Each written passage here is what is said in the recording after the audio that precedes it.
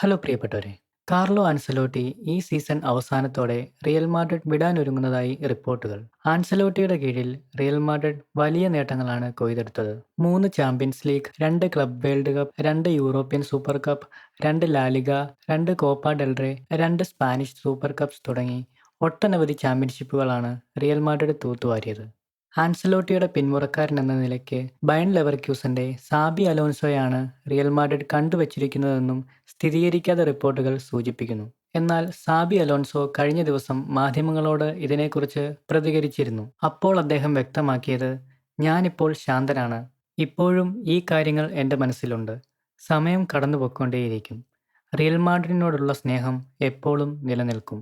ഇപ്പോൾ ഞാൻ ബയൺ ലെവർക്യൂസനിലാണ്. ഇവിടെയാണ് ഇപ്പോൾ എൻ്റെ മനസ്സുള്ളത്. ക്ലബിൻ്റെ വരും മത്സരങ്ങളിലാണ് ഞാനിപ്പോൾ ശ്രദ്ധ കേന്ദ്രീകരിച്ചിരിക്കുന്നത്" എന്നാണ് സാബി അലോൻസോ വ്യക്തമാക്കിയത്.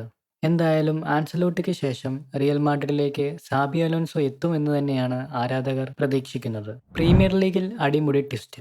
മാഞ്ചസ്റ്റർ സിറ്റി കഴിഞ്ഞ ദിവസം ഇപ്സ്വിച്ച് ടൗണിനെതിരെ 6-0 എന്ന വലിയ സ്കോറിൽ വിജയിച്ച് 38 പോയിന്റുമായി ടോപ്പ് 4-ൽ എത്തിയിരുന്നു. എന്നാൽ ഇപ്പോൾ ചെൽസി വൂൾസിനെതിരെ 3-1 വിജയിച്ച് 4-ാം സ്ഥാനത്തേക്ക് 40 പോയിന്റുമായി തിരികെ എത്തിയിരിക്കുകയാണ്. 44 പോയിന്റുമായി 3-ാം സ്ഥാനത്ത് നോട്ടിംഗ്ഹാം ഫോറസ്റ്റും 2-ാം സ്ഥാനത്ത് അർസണലുമാണ് ഉള്ളത്.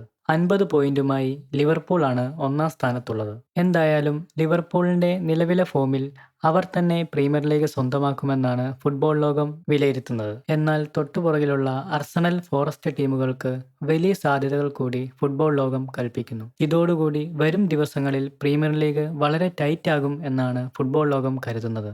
സിനിമ, കായിക വിശേഷങ്ങൾ കൂടുതൽ അറിയാൻ ഈ ചാനൽ സബ്സ്ക്രൈബ് ചെയ്യുക. Thank you.